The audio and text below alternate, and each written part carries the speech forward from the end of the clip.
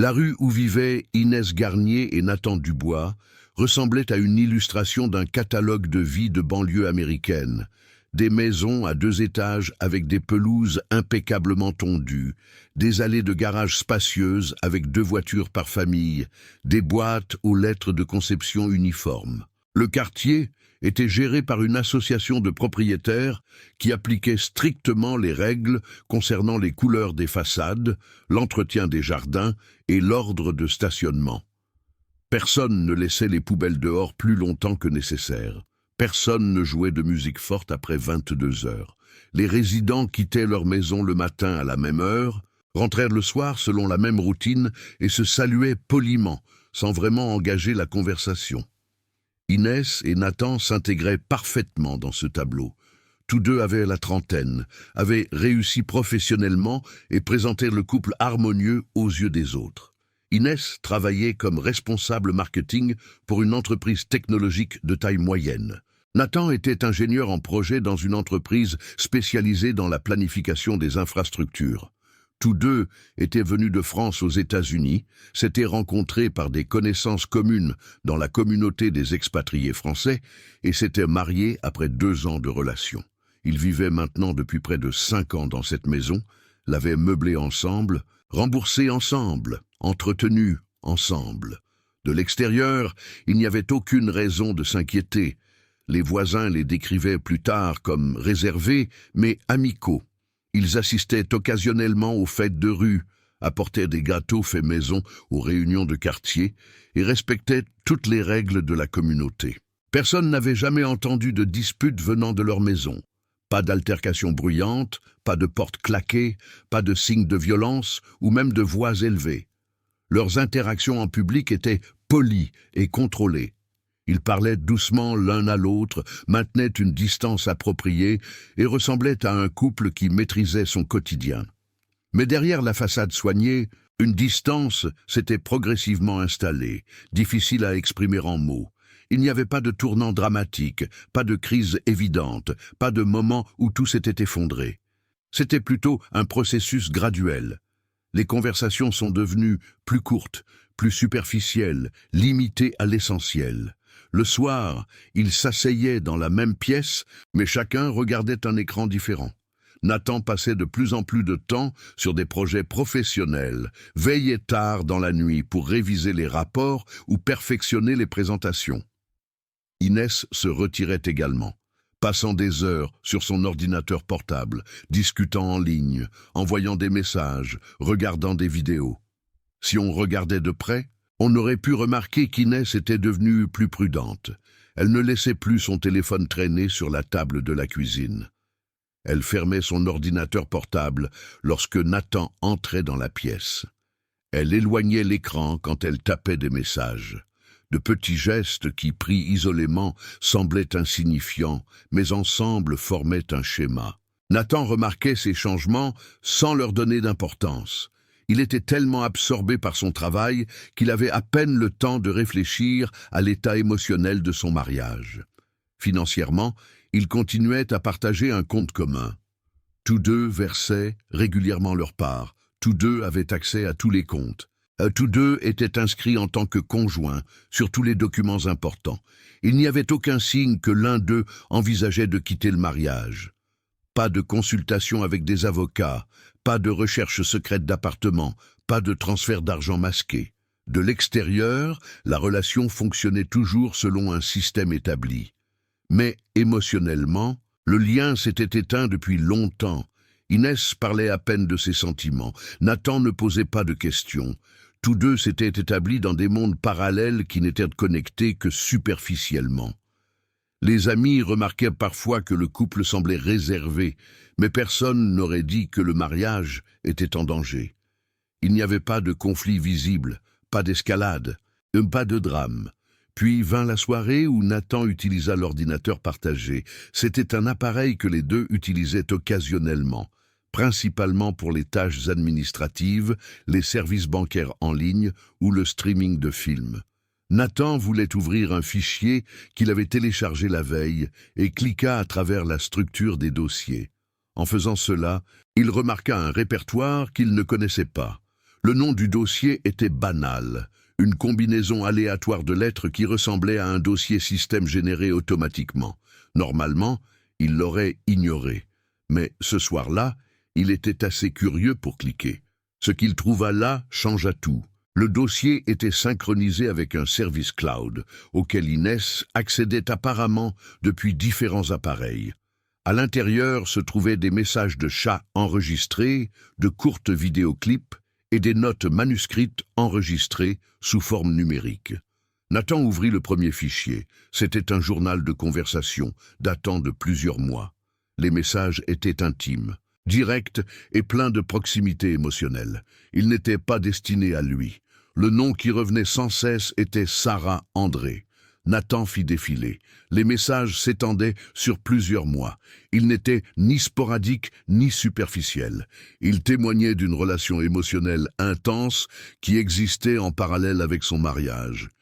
Il y avait des conversations sur les projets d'avenir, sur les voyages ensemble, sur les moments où Inès s'était sentie incomprise.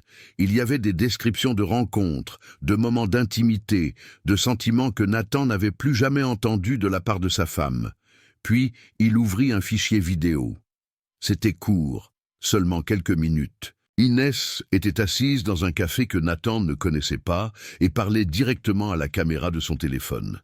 Sa voix était calme, mais déterminée. Elle parlait de son mariage, du sentiment de ne pas pouvoir être elle-même, de la peur de dire ses vrais désirs. Elle parlait de Sarah, non pas comme une amie, mais comme la personne qui lui donnait enfin le sentiment d'être comprise.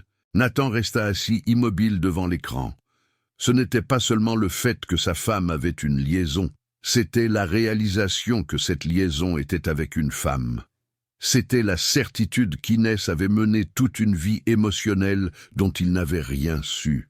C'était la prise de conscience qu'elle n'avait pas agi impulsivement, mais avait construit une relation au cours de plusieurs mois qui semblait signifier plus pour elle que son mariage. Il continua à cliquer parmi les fichiers. Il y avait des photos de rencontres, des captures d'écran d'itinéraires de vol, des réservations d'hôtels enregistrées. Inès n'avait pas caché cette relation parce qu'elle avait honte. Elle l'avait cachée parce qu'elle savait que sa révélation signifierait la fin de son mariage. Nathan ferma pas l'ordinateur portable. Il fixa l'écran tandis que son esprit essayait de traiter les informations. Dehors, il commença à faire noir. La rue était calme. Les voisins avaient disparu dans leur maison. Personne ne pouvait voir ce qui se passait à ce moment dans la maison soignée. Personne ne se doutait qu'une découverte venait de déclencher une réaction en chaîne qui ne pouvait plus être arrêtée. Quand Inès rentra à la maison, elle remarqua immédiatement que quelque chose n'allait pas. Nathan était assis à la table à manger, l'ordinateur portable devant lui, l'écran encore allumé. Il ne la regarda pas. Il n'avait pas besoin de le faire. Inès reconnut à sa posture, au silence de la pièce, qu'il savait. La façade était tombée. La confrontation ne commença pas par des voix élevées. Il n'y avait pas de cris, pas d'accusations qui résonnaient à travers la maison. Nathan restait assis à la table, les mains à plat sur la surface en bois, le regard fixé sur l'écran. Inès s'arrêta à la porte du salon. Elle ne posa pas son sac, elle ne retira pas sa veste. Elle savait déjà que ce moment changerait tout. Nathan parla en premier. Sa voix était calme, presque neutre, mais il y avait une tension qui était impossible à ignorer. Il ne demanda pas si c'était vrai. Il ne demanda pas d'explication. Il dit simplement une phrase « J'ai vu les fichiers ». Inès hocha lentement la tête. Elle s'avança, mais garda ses distances. Sa réaction n'était ni paniquée ni défensive. Elle semblait maîtrisée, presque soulagée, comme si elle attendait ce moment sans savoir quand il viendrait. « Depuis combien de temps ?» demanda Nathan. Sa voix restait contrôlée, mais ses mains se serrèrent en poing. Inès répondit sans hésiter. « Depuis 8 mois. » Le chiffre pendait entre eux comme une accusation. 8 mois. Presque une année entière pendant laquelle elle avait mené une autre vie en parallèle avec son mariage. Nathan respira profondément. Il posa la question suivante, bien qu'il connaisse déjà la réponse. « Tu l'aimes ?» Inès le regarda droit dans les yeux. « Oui. » C'était la clarté de sa réponse qui déséquilibra Nathan. Pas de détour, pas de tentative de relativiser ou d'excuser la situation. Inès se tenait devant lui et confirmait ce qu'il craignait, sans même essayer d'épargner ses sentiments. Nathan se leva, il commença à faire les 100 pas dans la pièce. Ses pensées s'accéléraient. Il essayait de comprendre comment c'était arrivé là, sans qu'il ne remarque rien. Comment avait-elle réussi à cacher cette relation aussi complètement? Combien de fois avait-elle menti en disant qu'elle travaillait plus tard ou qu'elle rencontrait des amis? Inès resta debout. Elle ne croisa pas les bras, elle ne détourna pas son regard. Elle ne paraissait pas coupable. Cela troublait Nathan plus que tout le reste. Il s'attendait à du remords, des larmes, une demande de pardon. À la place, elle se tenait là comme quelqu'un qui pouvait enfin dire une décision longtemps prise. « As-tu jamais eu l'intention de me le dire ?» demanda-t-il. Inès hésita un moment avant de répondre. « Je voulais te le dire quand j'étais prête à partir. Je suis prête maintenant. » Les mots frappèrent Nathan comme un coup physique. Elle ne prévoyait pas de terminer la relation, puis de négocier les prochaines étapes. Elle avait déjà décidé. Ce mariage était terminé pour elle, et la découverte avait simplement accéléré le calendrier. Nathan essaya de garder son calme. « Tu ne peux pas simplement partir. Nous sommes mariés, nous avons une maison, nous avons construit une vie. » Inès secoua la tête. « Tu as construit une vie. J'ai participé. Ce n'est pas la même chose. » Nathan s'arrêta. Il voulait protester, mais les mots restaient coincés dans sa gorge. Au plus profond de lui, il savait qu'elle avait raison. Leur mariage avait été fonctionnel, non passionnel. Ils avaient partagé des routines, pas des rêves. Ils avaient existé l'un à côté de l'autre, sans vraiment être connectés. Mais cela ne rendait pas sa trahison moins douloureuse à ses yeux. « Alors tu vas juste aller à elle ?» demanda-t-il. « Oui », répondit Inès sans détour. « Ce soir. » L'immuabilité de sa déclaration gela Nathan.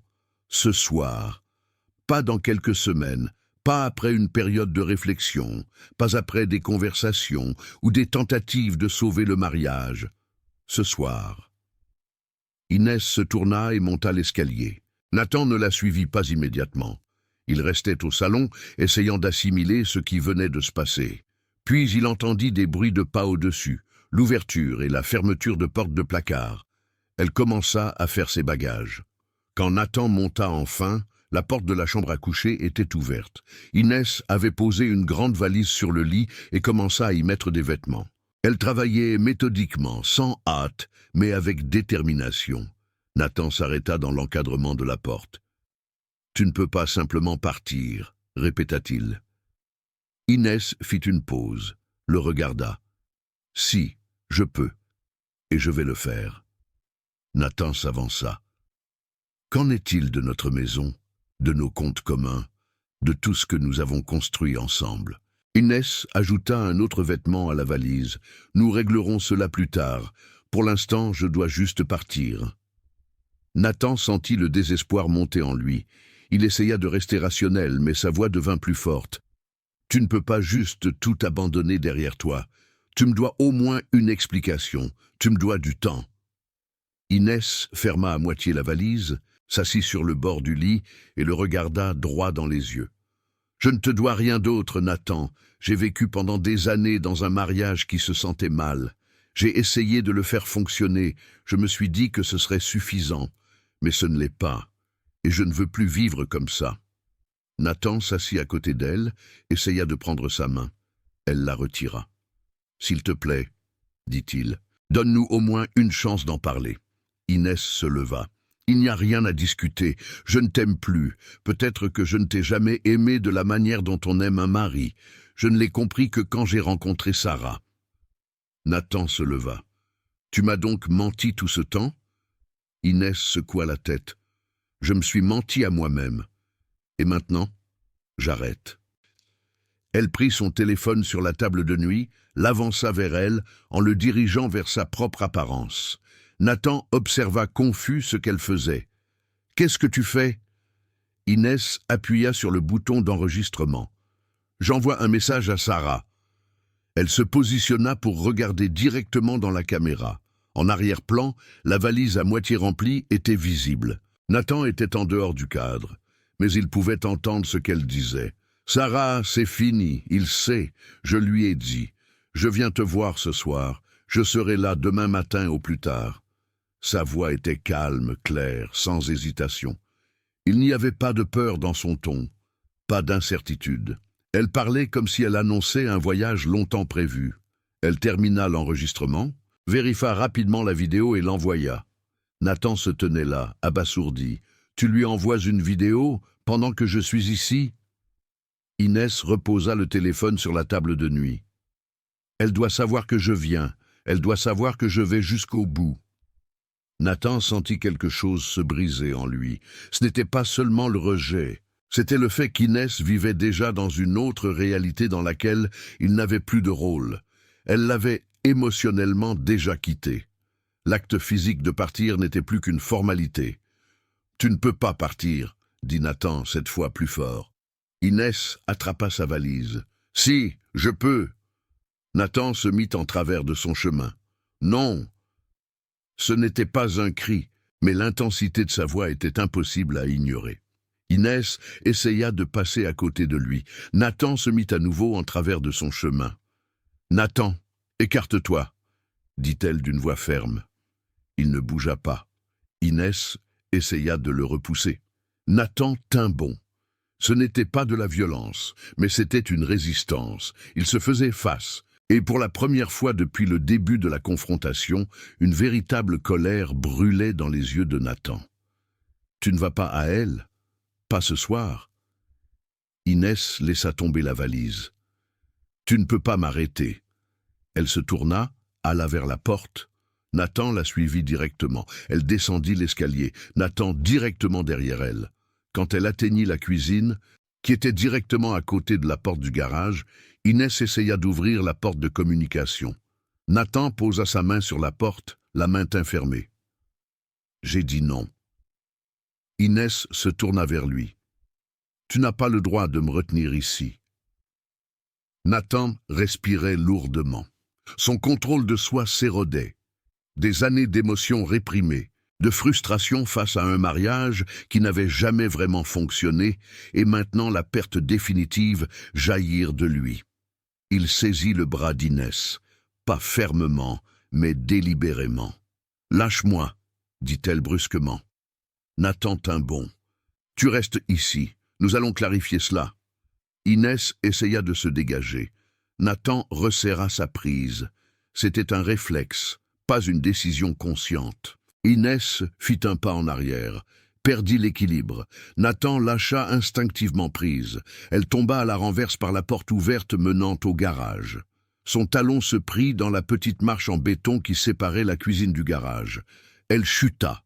L'impact fut bref. Un bruit sourd quand sa tête frappa la marche en béton. Puis le silence. Inès gisait immobile sur le sol du garage. Nathan se figea. « Inès ?» Aucune réponse. Il s'agenouilla à côté d'elle. « Inès, arrête! Ce n'est pas drôle !» Aucun mouvement. Il toucha son épaule, la secoua légèrement. Rien. La panique s'empara de lui. Il chercha son pouls. Faible, irrégulier. Puis plus rien. Son esprit refusa de comprendre ce qui venait de se passer. C'était une chute, un accident. Il ne l'avait pas poussée. Il l'avait lâchée. Elle avait trébuché. C'était tout. Mais maintenant elle était là, et elle ne respirait plus. Nathan recula. Il fixa le corps sans vie d'Inès. Il aurait dû appeler une ambulance. Il aurait dû immédiatement chercher de l'aide. Mais il ne bougea pas. Son cerveau travaillait frénétiquement, essayant de peser les options, de calculer les conséquences. Comment cela paraîtrait-il? Sa femme morte dans le garage. Des traces d'une dispute, une vidéo dans laquelle elle annonçait le quitter. Personne ne croirait que c'était un accident. La porte du garage restait ouverte. Dehors, c'était noir. Le quartier dormait. Personne n'avait rien entendu. Personne ne savait ce qui venait de se passer. Nathan ferma lentement la porte. Nathan se tenait dans le garage et fixait le corps sans vie de sa femme. Le temps semblait s'arrêter. Son esprit tournait en boucle, répétant sans cesse les mêmes pensées. C'était un accident. Elle avait trébuché. Il ne l'avait pas poussée. Mais personne ne croirait cela. La vidéo existait. Son intention de le quitter était documentée. Les témoins manqueraient. Sa version contre un cadavre muet. Il respira profondément, essaya de réprimer la panique qui montait dans sa poitrine. Ses mains tremblaient. Il les serra en poing, étira les doigts à nouveau, répéta le mouvement. « Réfléchis », s'ordonna-t-il. « Pense logiquement. Quelles sont les options ?» Il pouvait appeler les services d'urgence maintenant. Il pouvait dire qu'elle avait trébuché, qu'il avait essayé d'aider, que c'était arrivé trop tard. Mais alors des questions viendraient. Pourquoi était-elle allée au garage? Pourquoi y avait-il des signes de dispute? Pourquoi avait-elle envoyé une vidéo annonçant le quitter, puis mourait avant de pouvoir partir? Les enquêteurs trouveraient la vidéo. Ils localiseraient Sarah André. Ils fouilleraient les fichiers cloud, liraient les messages, découvriraient la relation. Ils construiraient un mobile. Marie Jaloux ne peut pas accepter que sa femme le quitte pour une autre femme. La confrontation s'escalade. Il la tue. Nathan secoua la tête. Ce n'était pas ce qui s'était passé. Mais qui le croirait? Il s'agenouilla à nouveau à côté d'Inès. Son visage était paisible, presque comme si elle dormait. Seul l'angle antinaturel de sa tête et l'immobilité complète trahissaient la vérité. Nathan toucha sa main. Elle était encore chaude. La mort remontait à quelques minutes à peine. S'il agissait maintenant, s'il appelait immédiatement les services d'urgence, il aurait peut-être une chance. Mais la peur le paralysait, la peur d'une arrestation, d'un procès, d'une condamnation qui détruirait sa vie. Lentement, il se releva. Il regarda autour du garage. La porte était fermée. La porte de communication avec la cuisine aussi. Personne ne pouvait regarder à l'intérieur. Le garage était une pièce fermée, isolée du monde extérieur. Nathan alluma complètement l'éclairage du garage. Les tubes néons bourdonnaient doucement, baignant l'espace de lumière blanche et froide. Il considéra la scène avec une distance qui lui était étrangère. Son esprit avait basculé dans un autre mode. Non plus le mari, non plus l'homme en deuil, mais quelqu'un qui résout les problèmes. Il ne pouvait pas laisser Inès là. Il ne pouvait pas appeler la police. Il ne restait donc qu'une option. Il devait l'empêcher d'être trouvé. Nathan savait que cette pensée était absurde, qu'il franchirait une limite dont il n'y aurait pas de retour. Mais l'alternative lui semblait à ce moment encore plus menaçante. Il n'irait pas en prison pour quelque chose qui avait été un accident. Il ne bougea pas le corps tout de suite. Au lieu de cela, il commença à réfléchir, systématiquement, étape par étape. Qu'est-ce qui devait se passer pour qu'Inès disparaisse? Qu'est-ce qui devait se passer pour que personne ne soupçonne? Sarah André savait qu'Inès avait l'intention de venir. Elle attendrait. Mais si Inès n'arrivait pas, Sarah supposerait qu'elle avait changé d'avis. Peut-être un jour, peut-être deux. Puis elle s'inquiéterait. Puis elle poserait des questions. Nathan retourna à la maison. Il récupéra le téléphone d'Inès de la chambre à coucher. Il n'était pas protégé par un mot de passe. Elle utilisait la reconnaissance faciale. Il tint l'appareil devant son visage. Il ne se déverrouilla pas. Il essaya à nouveau. Rien. La mort avait désactivé la reconnaissance faciale. Nathan jura doucement. Il ne pouvait pas envoyer de message depuis son téléphone. Il ne pouvait pas rassurer Sarah. Le téléphone était devenu inutile. Il le reposa sur la table de nuit, retourna au garage. Inès gisait encore dans la même position. Nathan se força à la regarder. Il devait penser pratiquement. Le corps devait être bougé. Mais où et comment? Il ne pouvait pas simplement la mettre dans la voiture et partir. Le quartier était équipé de caméras de surveillance. L'association de propriétaires avait installé un système de sécurité 2 ans auparavant qui documentait tous les mouvements de véhicules aux portes principales. Sa voiture serait enregistrée. L'heure serait notée. Nathan se souvint du véhicule de service. Son employeur lui fournissait un véhicule de service qu'il utilisait pour les visites de chantier. Le véhicule était normalement garé sur le parking de l'entreprise, mais Nathan l'avait occasionnellement ramené à la maison quand il devait se rendre à des projets éloignés tôt le matin. Le véhicule n'était pas connu dans le quartier. Personne ne l'associerait à sa voiture personnelle. Mais d'abord, il devait nettoyer le garage.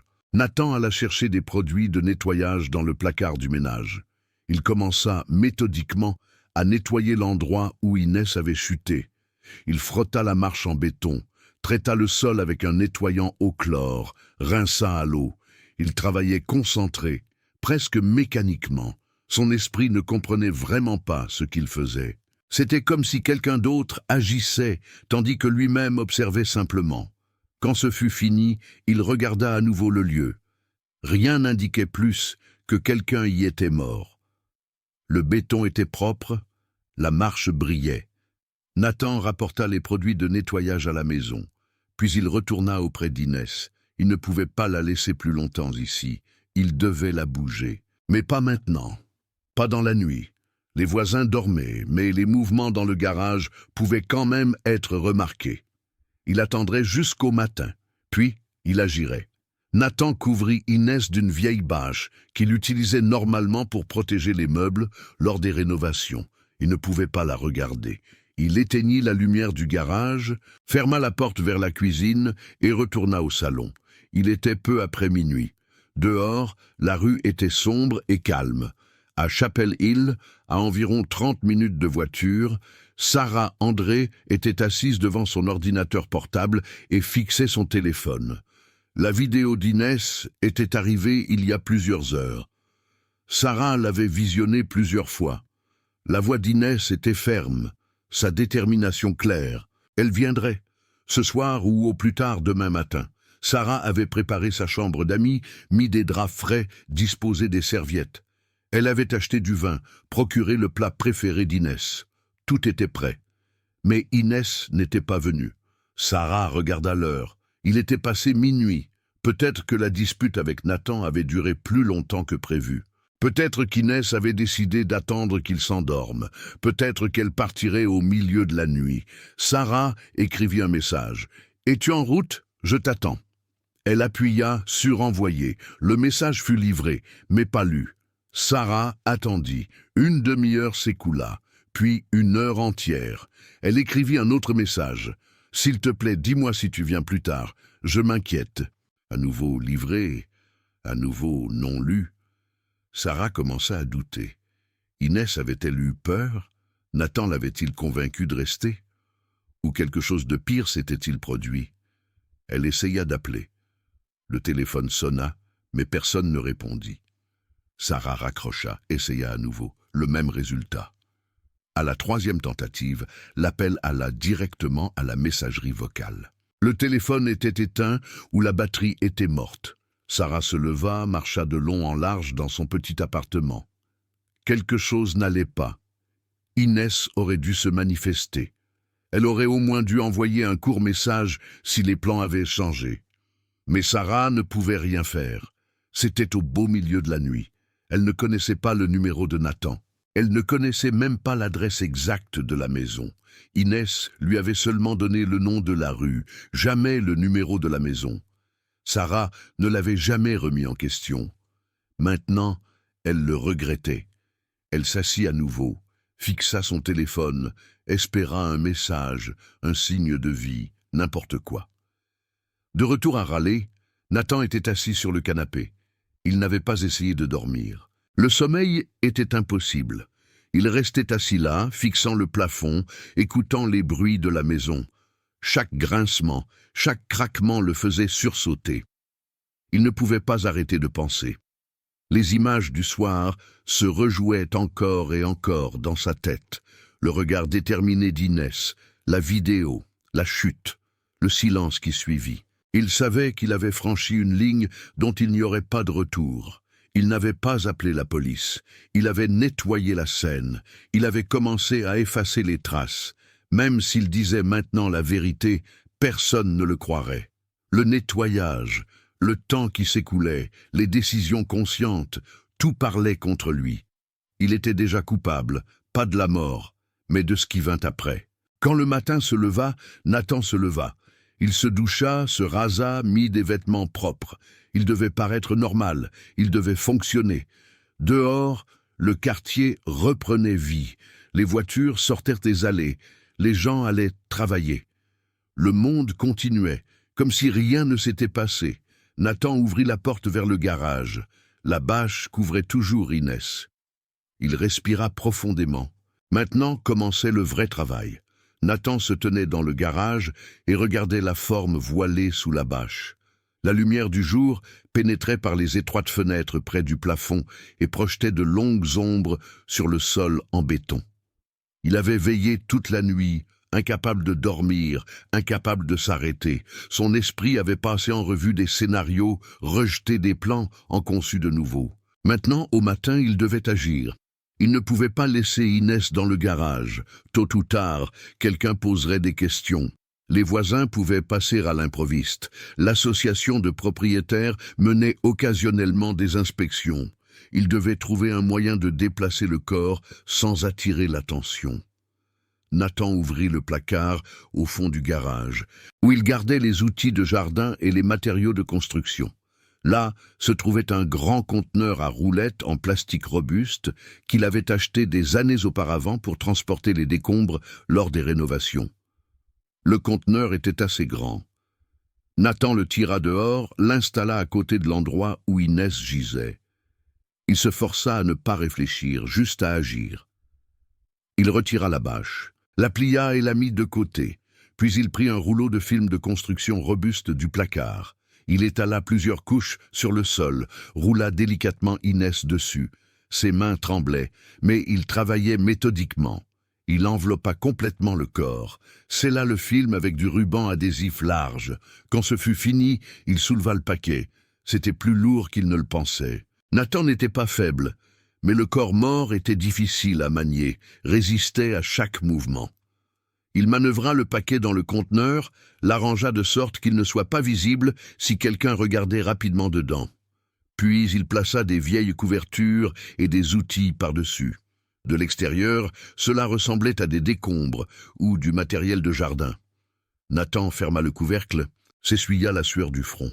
La première partie était terminée. Mais il ne pouvait pas partir avec le conteneur en voiture, pas par la route principale, pas devant les caméras du quartier. Il avait besoin d'un itinéraire différent. Nathan se souvint du petit chemin de service qui passait derrière plusieurs maisons. Le chemin était rarement utilisé, servait principalement à la collecte des ordures et aux travaux d'entretien. S'il pouvait amener le conteneur là-bas, il pourrait le reprendre plus tard avec le véhicule de service sans que les caméras du quartier l'enregistrent. C'était risqué d'agir en plein jour, mais Nathan n'avait pas le choix. La nuit, chaque mouvement paraîtrait suspect. Le jour, il pouvait prétendre faire du jardinage ou éliminer du matériel. Il attendit jusqu'en début d'après-midi, quand la plupart des voisins étaient au travail. Puis il ouvrit la porte du garage, poussa le conteneur sur l'allée et l'enroula vers le côté de la maison. De là, un étroit passage menait au terrain arrière. Nathan bougea le conteneur lentement, comme s'il transportait du matériel lourd. Il portait des gants de travail et une casquette de baseball. Si quelqu'un le voyait, cela ressemblerait à une tâche ménagère ordinaire. Le chemin derrière les maisons était vide. Nathan poussa le conteneur environ 50 mètres jusqu'à ce qu'il atteigne un endroit couvert par une végétation dense. Il le laissa là, retourna à la maison et ferma la porte du garage. Ce que Nathan ne savait pas. Un voisin, 2 maisons plus loin, avait récemment installé une caméra de surveillance privée.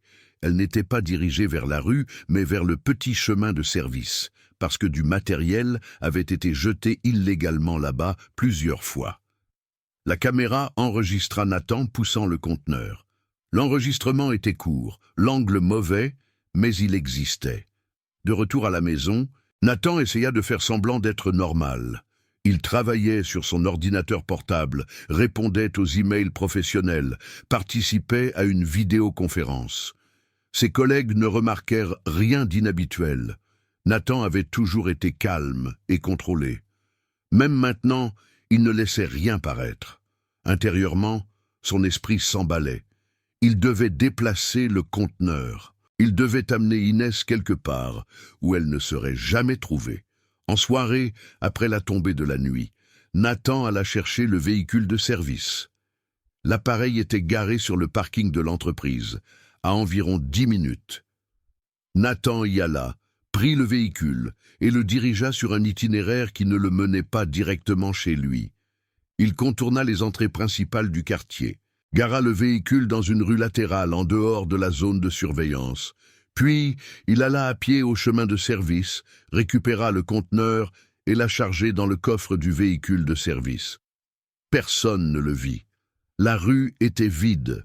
Nathan partit.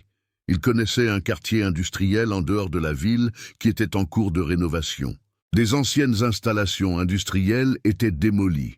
De nouveaux bâtiments devaient être construits. Le site était sans surveillance la nuit, clôturé mais facilement accessible. Nathan y avait travaillé sur un projet professionnel quelques mois auparavant et savait qu'il y avait un vieux réservoir d'égout qui était prévu pour élimination. Le réservoir était scellé, n'était plus en service et serait bientôt complètement retiré. Le trajet dura 20 minutes. Nathan se gara au bord du site, descendit, ouvrit le coffre. Il sortit le conteneur, le roula vers le réservoir. L'accès était sécurisé par une grille rouillée, mais Nathan avait apporté des outils. Il força la grille, ouvrit la trappe. Le réservoir était profond, sombre, sentait le moisi. Nathan souleva le paquet du conteneur, le laissa tomber dans les profondeurs. Un bruit sourd, puis le silence. Il referma la grille, s'essuya les empreintes digitales, retourna à la voiture. Le conteneur vide restait dans le coffre. Nathan retourna, se gara à nouveau sur le parking de l'entreprise, alla à pied chez lui. Il était passé minuit quand il ouvrit la porte d'entrée. Le quartier dormait. Nathan alla directement à la salle de bain, prit une douche longue, se frotta les mains jusqu'à ce qu'elles soient rouges. Pendant ce temps, à Chapel Hill, Sarah devint de plus en plus agitée. Une journée complète s'était écoulée depuis la vidéo d'Inès. Aucun message, aucun appel, aucune explication. Sarah avait écrit des douzaines de messages, tous sans réponse. Elle avait appelé, mais le téléphone d'Inès était resté muet. Le matin du deuxième jour, Sarah décida d'agir. Elle ne pouvait pas attendre plus longtemps. Elle se souvint qu'Inès avait mentionné une fois la rue où elle vivait. Sarah chercha l'adresse en ligne, trouva le quartier sur Google Maps. Elle conduisit à Raleigh, se gara à proximité et marcha à pied dans les rues. Elle ne reconnut pas immédiatement la maison, mais elle chercha la voiture d'Inès, une Honda Accord argentée. Après 10 minutes, elle l'a trouvée. Elle était stationnée devant une maison à 2 étages, avec une façade blanche. Sarah restait à une certaine distance. Elle ne voulait pas frapper à la porte. Qu'aurait-elle pu dire? Elle ne connaissait pas Nathan. Une confrontation pouvait tout rendre pire. Au lieu de cela, elle observa la maison. Aucun mouvement. Les rideaux étaient fermés. La voiture n'avait pas bougé. Sarah attendit 1 heure, puis retourna à Chapel Hill. Le 3e jour, son inquiétude se transforma en certitude que quelque chose n'allait pas. Sarah retourna à Raleigh. La voiture d'Inès était toujours au même endroit.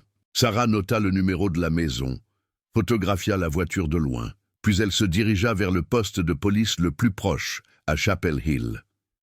Elle attendit qu'un agent ait du temps pour elle et expliqua la situation. « Mon ami a disparu », commença Sarah. L'agent, un homme âgé aux cheveux gris, nota les informations de base. Nom, âge, dernière adresse connue. Sarah hésita, puis sortit son téléphone. Elle m'a envoyé cette vidéo il y a 3 jours. Elle joua l'enregistrement. La voix d'Inès était clairement audible. « Il le sait. Je viens ce soir à toi. » L'agent leva un sourcil. « Elle voulait venir chez vous ?»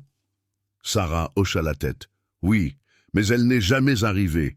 Je n'ai plus eu de nouvelles depuis. » L'agent prit d'autres notes. « Et sa voiture est toujours devant la maison. » Sarah confirma. « Oui, elle n'a pas bougé depuis 3 jours. » L'agent expliqua qu'il transmettrait les informations au département approprié à Raleigh. Sarah lui donna tous les détails qu'elle avait. La vidéo fut copiée, l'horodatage documenté.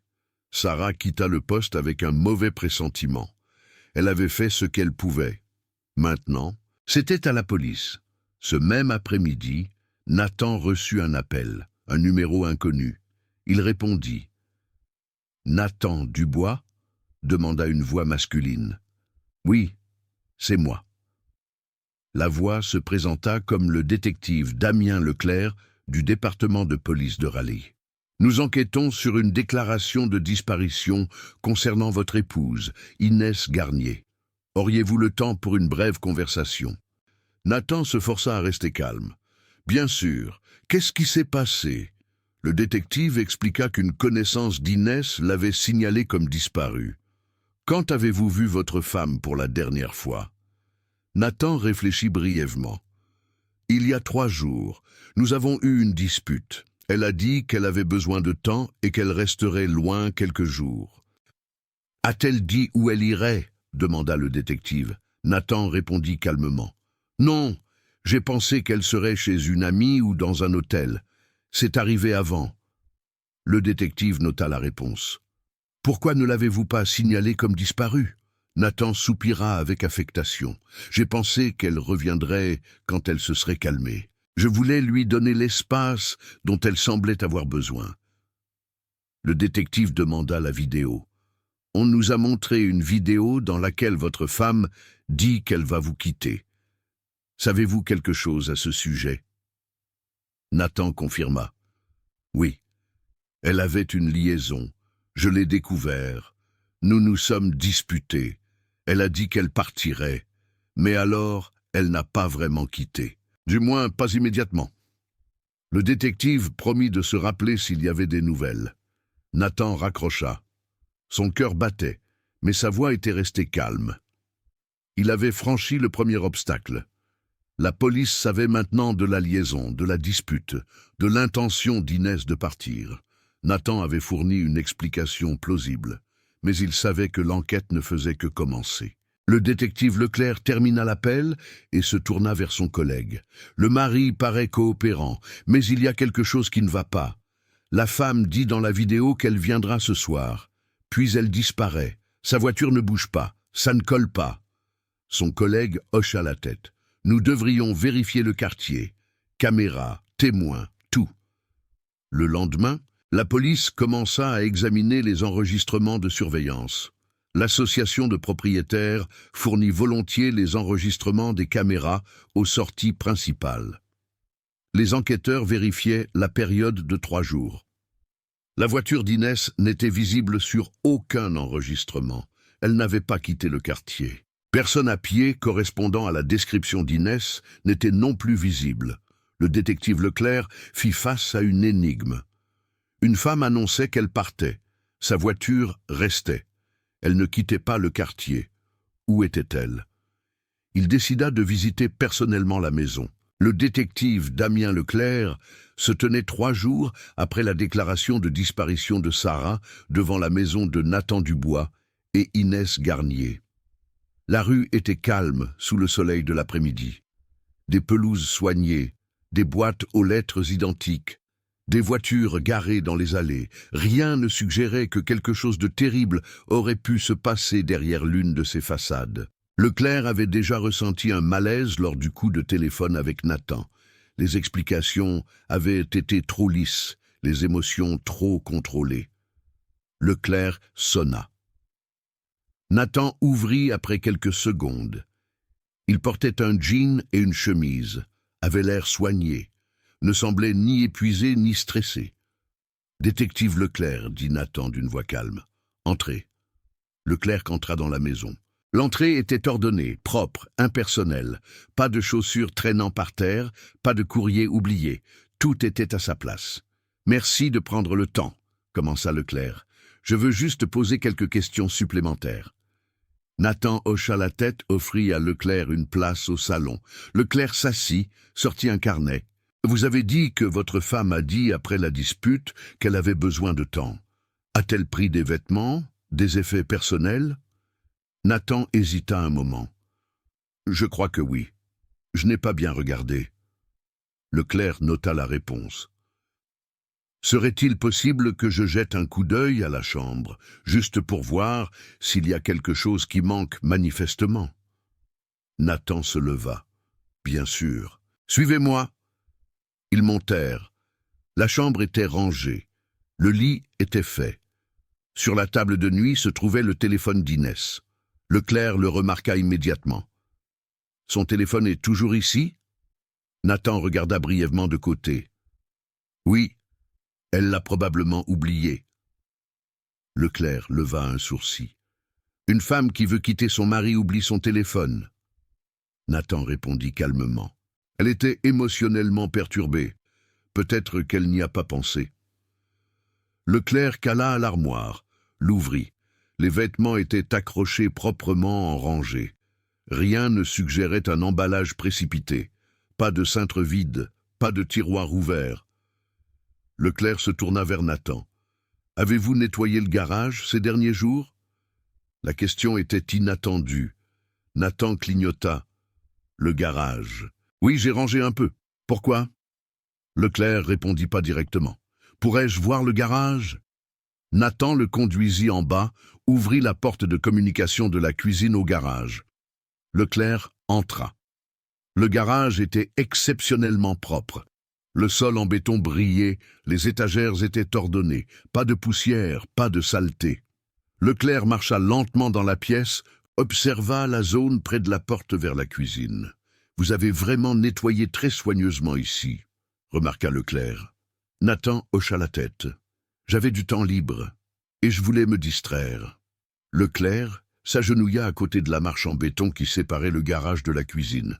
Même à la lumière normale, rien de suspect n'était visible.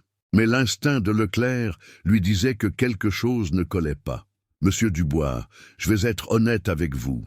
Votre femme dit dans une vidéo qu'elle viendra ce soir à son ami. Puis elle disparaît. Sa voiture ne bouge pas. Son téléphone reste ici. Et vous nettoyez le garage. » Nathan restait calme. « Je comprends comment cela peut paraître, mais je n'ai rien fait. Elle est partie. Je ne sais pas où. » Leclerc se leva. « Accepteriez-vous un examen médico-légal du garage ?» Nathan hésita. Il savait qu'un refus éveillait les soupçons. Si cela aide à la trouver, alors oui. 2 jours plus tard, Leclerc revint avec une équipe médico-légale. Ils apportèrent du luminol, un réactif qui rend visible même les plus petites traces de sang. Nathan était au travail, mais avait donné son consentement. Les techniciens assombrirent le garage, vaporisèrent le luminol sur les surfaces. Sous la lumière ultraviolette, de faibles traces brillaient. Pas beaucoup, mais assez. Particulièrement claire était une fine trace près du siphon de sol. Les techniciens prélevèrent des échantillons. Les tests de laboratoire confirmaient. Les traces étaient du sang humain, dilué par le nettoyant, mais détectable. L'analyse ADN prendrait des jours, mais les enquêteurs en avaient déjà assez pour augmenter la pression sur Nathan. Leclerc mena d'autres recherches. Il parla aux voisins. La plupart n'avaient rien remarqué d'inusuel, mais un voisin, 2 maisons plus loin, mentionna sa caméra privée. « Je l'ai installée parce qu'il y a constamment des déchets qui sont jetés ici », expliqua-t-il. Leclerc demanda les enregistrements. Le voisin lui donna accès au système. Leclerc parcourut les fichiers de la semaine précédente. Le 3e jour, après la disparition d'Inès, Nathan apparut dans l'image. Il poussait un grand conteneur à roulettes à travers le chemin de service derrière les maisons. L'enregistrement était court mais évident. Leclerc arrêta la vidéo, agrandit l'image figée.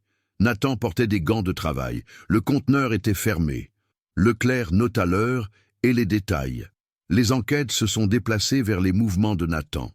Leclerc vérifiait les véhicules immatriculés au nom de Nathan. Le véhicule personnel n'avait pas bougé selon les caméras. Mais Leclerc découvrit que Nathan avait accès à un véhicule de service. Il contacta l'employeur de Nathan, demanda les données télématriques du véhicule. La société coopéra. L'enregistrement GPS montrait un itinéraire intéressant. Le soir du 3e jour, après que Nathan ait bougé le conteneur, le véhicule de service fut activé. Il quitta le parking de l'entreprise, parcourut une distance en dehors de la ville et revint 2 heures plus tard. Leclerc suivit l'itinéraire sur une carte. La destination était un terrain industriel désaffecté qui était prévu pour rénovation. Leclerc organisa une équipe. Ils allèrent au site, commencèrent la recherche.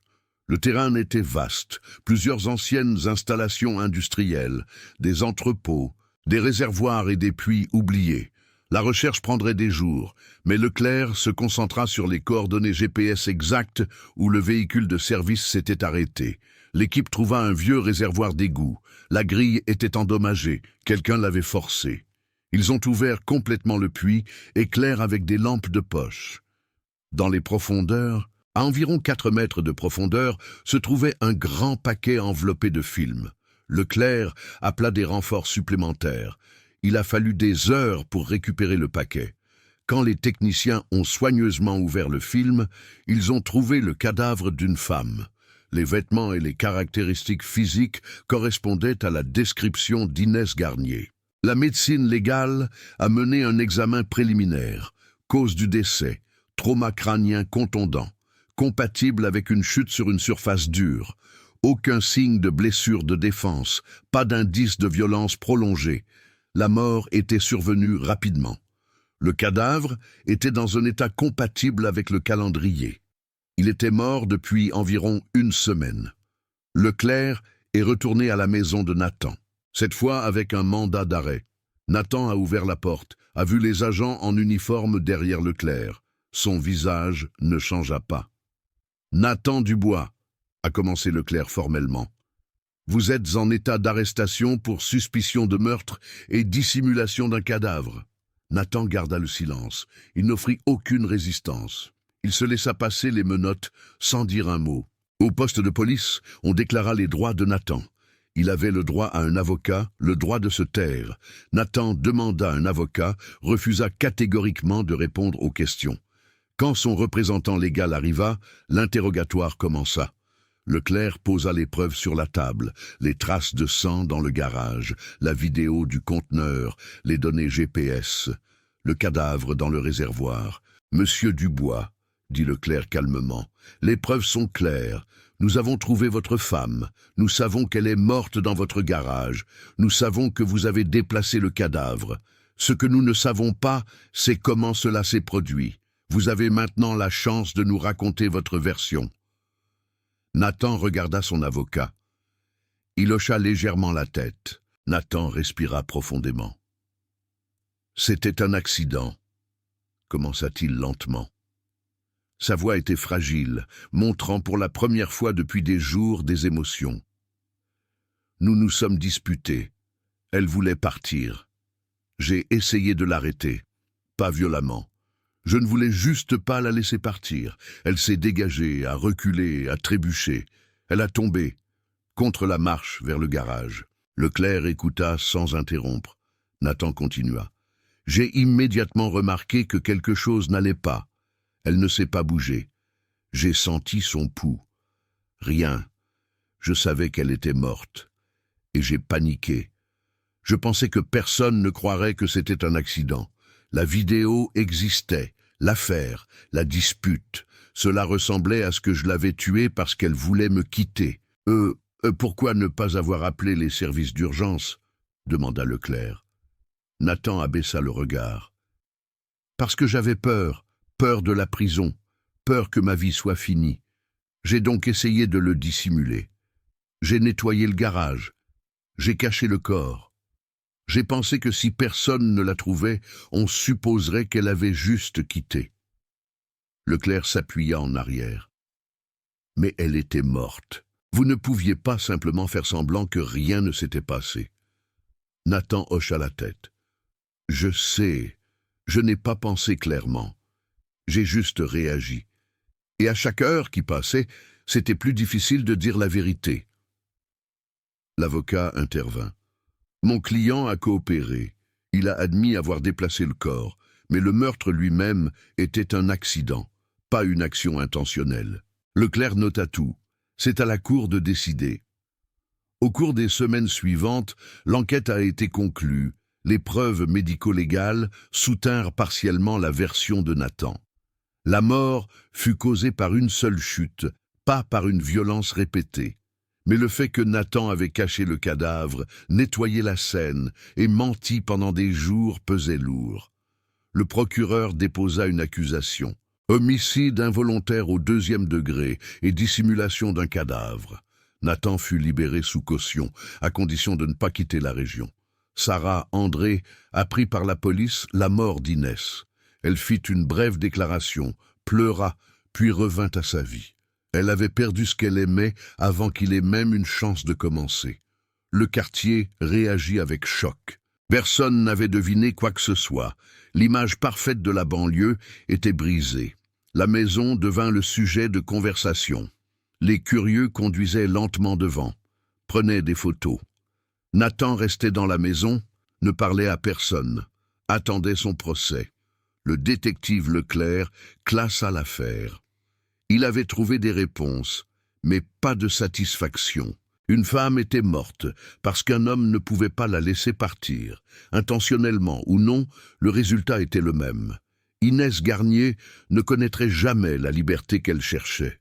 Sa dernière vidéo restait comme un témoignage muet d'une décision qu'elle ne pouvait plus prendre. Le procès contre Nathan Dubois commença au printemps de l'année suivante. Le palais de justice de Raleigh se remplissait tôt ce matin-là. Des journalistes s'étaient assurés des places au premier rang, des curieux se pressaient sur les bancs des visiteurs. L'affaire avait attiré l'attention régionale. Une femme qui voulait quitter son mari pour une autre femme, retrouvée morte dans un terrain industriel désaffecté. Un mari qui prétendait que c'était un accident, mais avait caché le cadavre. Nathan était assis à côté de son avocat, un avocat pénaliste expérimenté nommé Marcus Beaumont. Nathan portait un costume bleu foncé, une chemise blanche, une cravate discrète. Son visage était impassible, les mains reposaient calmement sur la table devant lui. Au cours des mois depuis son arrestation, il avait considérablement maigri. Les cheveux étaient devenus gris aux tempes. Il semblait plus vieux, fatigué, mais maître de lui. Le parquet était représenté par l'assistant attorney Rebecca Hartwell, une femme de 40 ans, aux yeux perçants et au langage précis. Elle avait préparé l'affaire méticuleusement. L'accusation était de meurtre involontaire au 2e degré et dissimulation d'un cadavre. Hartwell prétendait que Nathan ne prévoyait peut-être pas de tuer Inès, mais que son comportement après était clairement intentionnel et criminel. Le juge, Deborah Sinclair, ouvrit la procédure avec des paroles claires. Cette affaire ne se limite pas à la question de savoir comment Inès Garnier est morte, mais aussi à la question de ce qui s'est passé après. Le jury devra évaluer les 2 aspects. Les 12 jurés, 6 femmes et 6 hommes d'âge et d'origines différents, s'assirent attentivement sur leurs bancs. Le parquet présenta ses preuves systématiquement. Hartwell commença par la vidéo que Sarah André avait donnée à la police. L'écran du tribunal montrait Inès, assise sur le bord du lit, parlant clairement et résolument. Il le sait. « Je viens ce soir te voir. » Le jury regarda la vidéo en silence. Certains visages exprimaient de la sympathie, d'autres de la concentration. Hartwell laissa la vidéo faire son effet avant de continuer. « Inès Garnier avait pris une décision, » dit Hartwell. « Elle voulait quitter son mari. Elle avait le droit de le faire, mais elle n'est jamais arrivée à destination. Pourquoi? Parce que Nathan Dubois ne pouvait pas la laisser partir. » Hartwell présenta les preuves médico-légales, les traces de sang dans le garage, diluées par le nettoyant, mais détectables. L'analyse ADN confirma, c'était le sang d'Inès. Puis vint la vidéo de surveillance du voisin. L'enregistrement montra Nathan poussant le grand conteneur à travers le chemin de service. Hartwell expliqua au jury. Ce n'est pas le comportement d'un homme qui a accidentellement perdu sa femme. C'est le comportement d'un homme qui cache un cadavre. Les données GPS du véhicule de service ont été présentées. L'itinéraire vers le terrain industriel a été tracé, le lieu de découverte du cadavre documenté. Le détective Damien Leclerc a été appelé comme témoin. Il décrivit méthodiquement le cours de l'enquête. La déclaration de disparition de Sarah André, la première conversation avec Nathan, l'examen médico-légal du garage, la découverte du cadavre dans le réservoir d'égout. Leclerc resta objectif, mais ses déclarations étaient dévastatrices pour la défense. Chaque détail s'ajoutait à une image. Nathan avait agi consciemment pour cacher la mort de sa femme. La médecin légiste, Dr Emily Chen, expliqua la cause du décès. La victime est morte d'un trauma crânien contondant, compatible avec une chute unique sur une surface dure. Il n'y avait pas de signe de blessure de défense. La mort a probablement eu lieu dans les minutes. À la question du parquet, la Dr Chen confirma: un appel immédiat au service d'urgence n'aurait rien changé. La blessure était mortelle. Puis vint le moment que beaucoup attendaient. Sarah André a été appelée comme témoin. Elle entra dans la salle d'audience calmement, portait une simple robe noire, ses cheveux tirés en arrière. Elle prit place à la barre, jura de dire la vérité. Hartwell posa des questions de base. Depuis combien de temps connaissait-elle Inès? Comment leur relation avait commencé? Sarah répondit d'une voix douce, mais ferme. Inès était malheureuse dans son mariage, dit Sarah. Elle se sentait piégée dans une vie qui n'était pas la sienne. Elle avait peur de dire sa vérité, mais quand nous nous sommes rencontrés, elle a trouvé le courage. Hartwell demanda à propos de la vidéo. Sarah expliqua. Elle me l'a envoyée pour me dire qu'elle était enfin prête, qu'elle viendrait à moi. J'ai attendu toute la nuit, elle n'est jamais venue. La défense essaya d'ébranler la crédibilité de Sarah. Beaumont demanda: « N'aviez-vous pas un intérêt à ce qu'Inès quitte son mari ?» Sarah le regarda droit dans les yeux. « Je voulais qu'elle soit heureuse. Si cela signifiait qu'elle le quitte, alors oui, mais je ne l'ai jamais poussée. La décision était sienne. » Beaumont continua à creuser. « Saviez-vous que votre relation allait à l'encontre du mariage d'Inès et de Nathan ?» Sarah répondit calmement. « Un mariage qui n'existe que sur le papier ne s'oppose à personne. Inès ne vivait plus vraiment avec lui. Elle n'existait plus qu'eux. » Quand le parquet termina sa présentation de preuves, la défense commença. Beaumont prétendit que les actions de Nathan après la mort d'Inès étaient certes répréhensibles, mais que la mort elle-même avait été un accident tragique. « Mon client a commis une erreur horrible, » dit Beaumont. « Mais ce n'est pas un meurtrier. C'est un homme qui a pris une décision catastrophale dans un moment de panique. » Nathan lui-même a été appelé au banc des témoins. C'était un risque, mais Beaumont croyait que le jury devait entendre la version de Nathan. Nathan décrivit la confrontation avec Inès. Sa voix tremblait quand il parla de la chute. « Je ne l'ai pas poussée. Elle a reculé, perdu l'équilibre. C'est arrivé si vite. Je n'ai pas pu réagir. » Hartwell a profité de l'occasion pour un contre-interrogatoire tranchant. « Monsieur Dubois, vous dites que c'était un accident. Mais pourquoi n'avez-vous pas immédiatement appelé à l'aide ?» Nathan baissa le regard. « J'avais peur. Je savais comment cela paraîtrait. » Hartwell continua d'appuyer. « Vous aviez donc peur des conséquences. C'est pourquoi vous avez jeté le cadavre de votre femme dans un réservoir ?» Nathan garda le silence. Hartwell répéta la question. « Était-ce votre solution, de la jeter comme des ordures ?» Nathan répondit à peine audible. « Je ne savais pas quoi faire. J'ai mal agi. » Hartwell hocha la tête. « Mal est une litote, monsieur Dubois. Vous avez enlevé la dignité à votre femme. Vous avez enlevé à sa famille la possibilité de lui dire adieu. Vous avez essayé de faire comme si elle n'avait jamais existé. » Les plaidoiries finales durent chacune plus d'1 heure. Hartwell fit appel au sentiment de justice du jury. Inès Garnier voulait vivre. Elle voulait être libre. Nathan Dubois lui en a enlevé la possibilité. Qu'il l'ait fait intentionnellement ou non, il l'a laissé mourir, puis a effacé son existence. Ce n'est pas de la panique, c'est un calcul. Beaumont, en revanche, demanda de la compréhension. Nathan Dubois n'est pas un monstre. Il est un homme qui a échoué dans un moment horrible.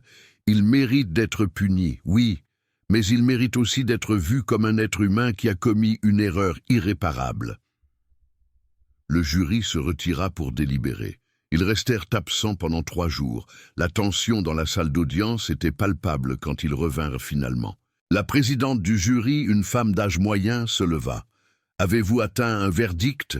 demanda le juge Sinclair. « Oui, votre honneur. » Dans l'accusation de meurtre involontaire au 2e degré, coupable. Un murmure parcourut la salle.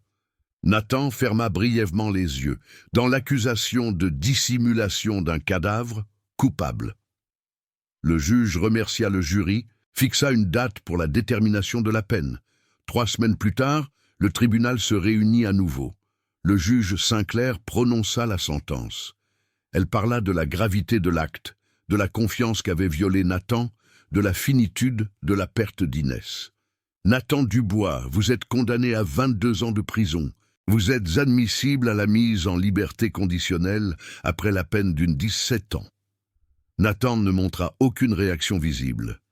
Il a été enlevé. Sarah s'assit à l'arrière de la salle. Elle ne pleura pas. Elle se leva simplement et quitta le bâtiment. Dehors, les journalistes attendaient, mais elle ne fit aucune déclaration. Elle monta dans sa voiture et s'éloigna. La maison en banlieue a été vendue dans les mois suivants. Une nouvelle famille a emménagé, ignorante ou indifférente à son histoire. Les voisins ne parlaient plus de l'affaire. La rue est revenue à son calme habituel. Seule la voiture d'Inès, qui avait stationné longtemps au même endroit, avait disparu. Elle a été récupérée par sa famille, venue de France pour enterrer sa fille. Inès a été enterrée dans un petit cimetière près de Chapel Hill. Sarah a organisé l'enterrement. C'était une cérémonie calme, peu d'invités, pas de grands discours. Sur la pierre tombale était écrit seulement son nom, sa date de naissance et sa date de décès. Aucune parole sur l'amour ou la perte, juste les faits nus d'une existence interrompue. La vidéo qu'Inès avait enregistrée restait partie des dossiers judiciaires. Elle n'a jamais été diffusée publiquement, mais elle existe comme un témoignage de sa dernière décision consciente. Une femme prête à changer sa vie, qui avait trouvé le courage de partir, à qui la possibilité de faire ce premier pas avait été enlevée. Pour Sarah, restait la question. Et si Inès l'avait fait? Si elle était passée par la porte, montée dans la voiture, entrepris le voyage? Ils auraient pu avoir une vie ensemble. À la place, il n'y avait que le souvenir d'un amour qui n'avait jamais eu la chance d'exister vraiment. Le détective Leclerc ferma le dossier. Une autre affaire, une autre vie perdue. Il avait apporté la justice, autant que le système le permettait. Mais la justice n'a pas ramené Inès. Elle n'a rien changé au fait qu'une femme devait mourir, parce qu'un homme ne pouvait pas laisser partir. Dans sa cellule, Nathan réfléchissait aux années qui l'attendaient, 17 ans jusqu'à une possible libération. Il était dans la trentaine, il aurait plus de 50 ans quand il sortirait. Une demi-vie, disparue dans un moment de panique et de mauvaise décision. L'histoire d'Inès Garnier et de Nathan Dubois ne laissa pas de héros, pas de leçons claires, pas de réponse simple. Seulement le souvenir que le contrôle est une illusion, que l'amour ne peut pas être possédé, et que la décision de laisser partir quelqu'un est parfois la seule qui compte. Inès avait pris cette décision pour elle-même. Nathan lui avait enlevé la liberté de la vivre, et pour cela, il payerait le reste de sa vie.